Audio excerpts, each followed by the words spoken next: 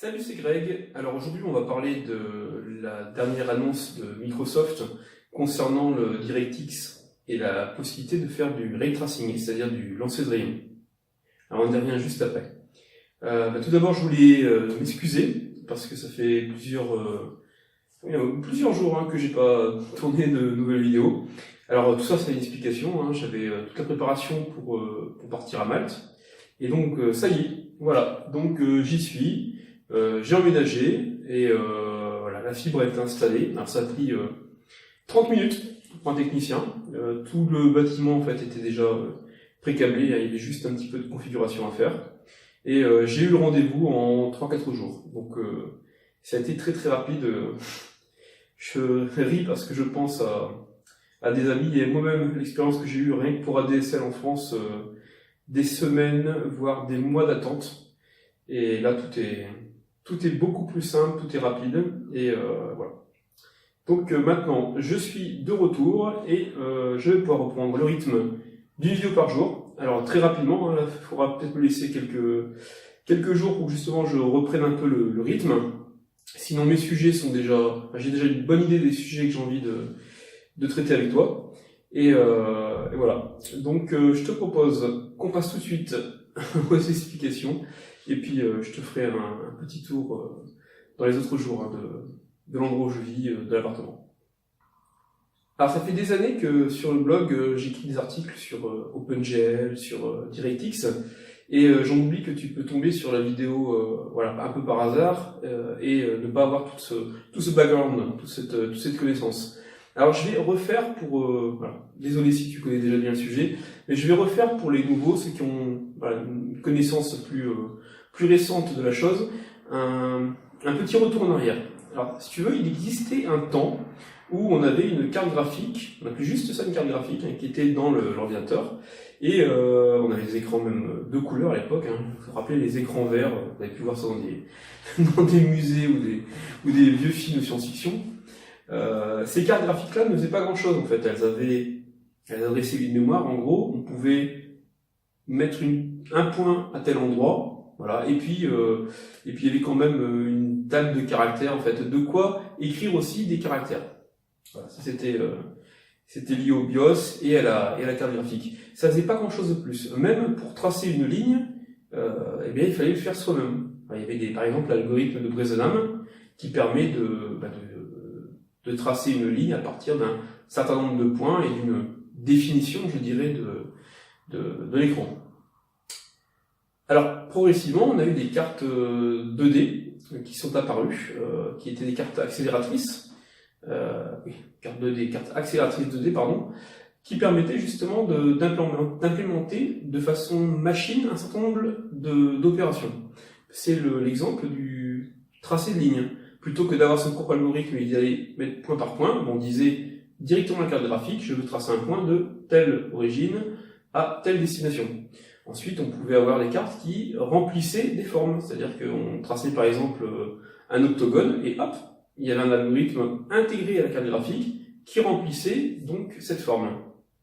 Assez rapidement, on a vu apparaître, alors je n'ai pas les dates en tête, mais c'était les toutes premières 3DFX, avec Glide, je crois, à l'époque, qui était le driver ou l'API pour gérer ces cartes. Alors c'était des technologies propriétaires, un peu les ancêtres de nos cartes graphiques de 3D accélératrices d'aujourd'hui. Et celles-ci, donc, on pouvait déjà avoir des remplissages de cubes, enfin, tracer un cube, remplir un cube avec une couleur, mais aussi avec une texture, avec un certain type d'ombrage. Alors, il y avait du gourou, du fong, qui était le plus souvent implémenté. Bref, ces cartes-là, donc, avaient ces fonctions câblées dans la carte. Et donc il y avait ce driver-là qui permettait, avec il fallait faire ses propres développements à l'époque, et ce type de jeux vidéo était obligé de dealer directement avec ces drivers, et puis adapter leur propre moteur, qui faisait à l'origine du rendu qu'on dit logiciel, c'est-à-dire on dit logiciel quand il n'y a pas cette faculté d'accélération par la machine, par le hardware. Donc oui, on faisait de la 3D. Avant qu'il y ait des cartes 3D, évidemment, on faisait de la 3D. Mais c'était beaucoup plus lent. puisque c'était tout le processeur qui devait le faire, il devait adresser la mémoire graphique, enfin, c'était relativement long. Grâce à ces cartes 3D-là, on a commencé à voir apparaître des jeux jouables qui étaient assez sympathiques. Alors côté 3D, on avait déjà les universitaires, des entreprises qui avaient conçu une norme qui s'appelait OpenGL, qui s'appelle toujours d'ailleurs OpenGL, même si on parle plus maintenant de Vulkan pour le côté accélération hardware. Donc ce standard existait, mais il n'était pas forcément, je dirais, supporté par les toutes premières cartes graphiques 3D. Suite à ça, on a eu Microsoft qui a fait sa propre déclinaison, c'est-à-dire sa propre norme, sa propre API. À l'origine, ça s'appelait Direct 3D. Et progressivement, ça s'est fondu dans l'ensemble de l'API. On parle maintenant de DirectX. Alors en gros, maintenant, on n'a plus besoin, je dirais, directement d'implémenter le driver de chaque constructeur de cartes, avec toutes les spécificités des différents modèles de cartes qu'il pouvait y avoir au fur et à mesure, quoi. Maintenant, eh bien, on a les principales cartes graphiques qui supportent les normes OpenGL et DirectX, et il suffit d'envoyer directement à ces librairies, en gros, les ordres. Dire, voilà, je veux afficher telle ou telle chose. Alors, il y a eu une époque où on a tendance à gonfler un petit peu ces normes, ces API. C'est-à-dire que, en gros, plus on leur demandait, mieux c'était. Donc, en gros, côté développeur, il y avait moins de travail. C'était l'API qui se chargeait de beaucoup de choses. Et progressivement, avec le temps, on a voulu laisser aux développeurs le soin d'adresser directement le cœur de la machine, le hardware. Et donc, on a allégé ces librairies. C'est vers ça qu'on tourne actuellement, hein. Quand on parle de Vulkan, c'est ça. C'est-à-dire, ce sont des fonctions moins évoluées, mais où on accède directement à l'accélération de la machine, aux différents GPU. Ah oui, petit rappel quand même, on parle de GPU pour processeur graphique, hein, en opposition au CPU, qui est lui le processeur central. Alors, bien sûr, il y a plusieurs CPU, mais il y a aussi énormément de GPU maintenant sur les cartes graphiques dont on dispose. Alors ça m'amène à un autre sujet, c'est d'expliquer ce qu'est la rasterisation. Alors ça fait très longtemps que on fait de la synthèse d'image, on fait de la 3D en utilisant du lancer de rayons. Je vais y revenir après.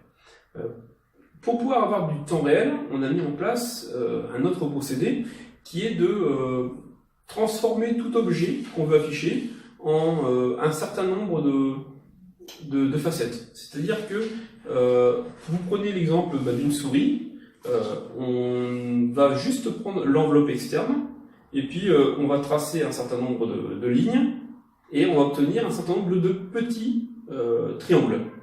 Ce sont ces petits triangles, en fait, auxquels on va ajouter une couleur ou une texture. Alors une texture, c'est par exemple une image, donc c'est tapis de souris. Et voilà, donc en fait, ce qu'on veut afficher, ce n'est pas l'objet tel quel, mais une sorte de méta-objet constitué d'un certain nombre de faces triangulaires. Et plus ces faces sont nombreuses, et plus l'objet a l'air réel, a l'air très précis. Et aussi, plus ça coûte en calcul. Donc jusqu'à maintenant, on utilisait surtout cette méthode pour afficher des objets en 3D. Et maintenant, petit changement de cap. Alors on est au début d'un changement de cap. Hein. Je ne veux pas dire que on est capable aujourd'hui de faire du lancer de rayons temps réel. C'est pas exactement ça, mais on tend vers ça. La puissance de notre carte graphique permet l'implémentation d'algorithmes qui sont des algorithmes de lancer de rayons.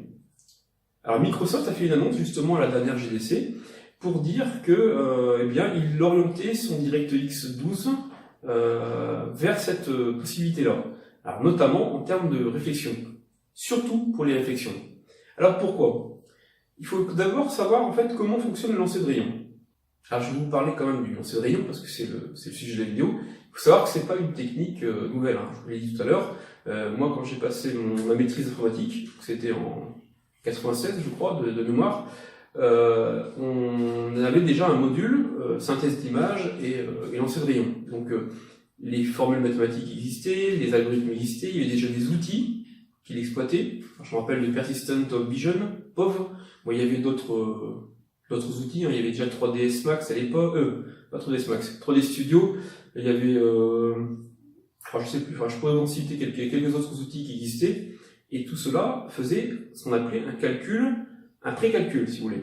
C'est-à-dire qu'on ne donnait pas une image en temps réel, mais il fallait plusieurs minutes, voire plusieurs heures, quelquefois même plus encore, pour calculer une seule image dans une animation. Donc si vous aviez, je sais pas si ça prend 1 heure par image, puis que vous avez du 24 images par seconde, je simplifie un peu pour les calculs, eh bien il vous fallait une journée pour faire 1 seconde de vidéo. Une journée de calcul.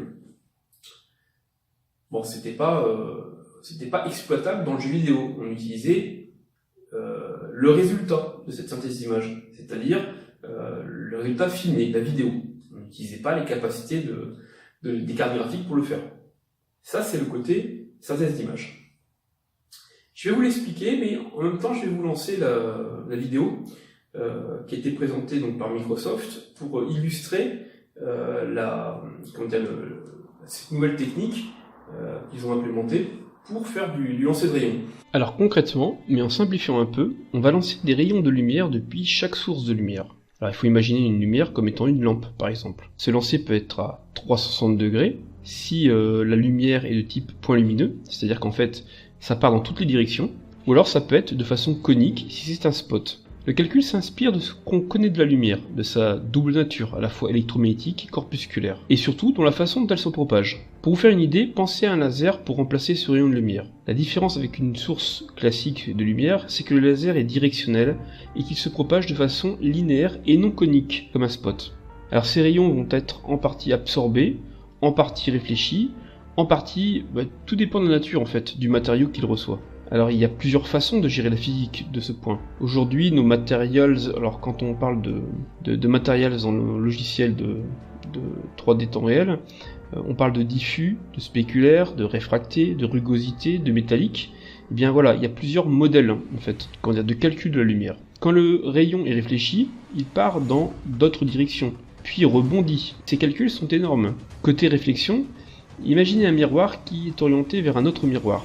Voilà, et puis regardez un petit peu ce que le miroir qui réfléchit. Alors, les moteurs 3D actuels ne supportent pas ce type de réflexion. Je ne sais pas si vous avez déjà fait le test avec une caméra par exemple qui filme sa sortie. Alors dans le cas du miroir, on va voir le miroir en des milliers d'exemplaires de plus en plus petits. Bien en lancer de rayons, on définit un nombre de rebonds maximal qui conditionne le nombre de fois où le miroir va lui-même observer son reflet. Au niveau matériel, Imagination Technologies avait déjà proposé des cartes graphiques avec une accélération particulière du lancer de rayons. Mais bon, le succès a été mitigé à l'époque. C'était quand même assez récent, c'était en 2016. La nouveauté principale annoncée par Microsoft lors de la GDC est le DXR, l'acronyme pour DirectX Ray Tracing.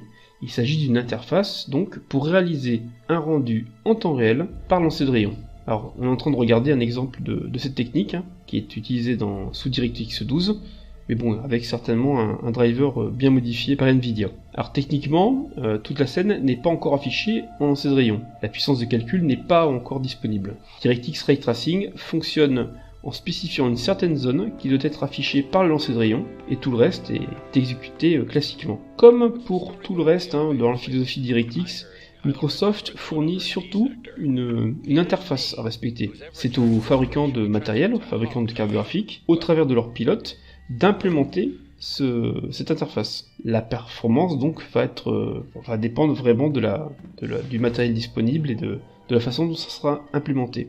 Mais il y aura aussi un accès à Direct Compute. Alors je sais pas si vous connaissez, c'est l'équivalent Microsoft d'OpenCL ou de CUDA. Alors plusieurs studios de développement de jeux se sont associés donc à cette annonce, notamment Unreal Engine, dont on voit actuellement un exemple qui a été utilisé sur Star Wars, et puis il y en a d'autres comme Unity, comme 10 ou Electronic Arts, qui ont annoncé en fait qu'ils intégreront cette technique dans leur moteur et leur jeu. Voilà, écoute, j'espère que le sujet t'a intéressé. Tu vois, c'est vraiment le début un peu de l'utilisation du lancer de rayons dans la 3D temps réel. C'est bien que des moteurs comme Unity ou Unreal Engine aient commencé déjà l'implémentation de tout ça. Voilà, ça sera, je dirais, si toi tu utilises ces moteurs-là, tu verras le résultat sans forcément connaître le calcul, enfin tout ce qu'il fait derrière, mais voilà, tout ce qui va être au niveau des réflexions, ça va avoir une grosse amélioration, et j'espère que au niveau de l'illumination, au niveau du rendu des ombres et autres, le côté un peu radiosité qu'on a déjà un petit peu simulé en illumination globale. J'espère que tout ça en fait va profiter aussi prochainement de ces nouvelles techniques. Voilà, écoute, je te dis à très vite, j'espère à demain ou au surlendemain pour la prochaine pause café. Ciao ciao.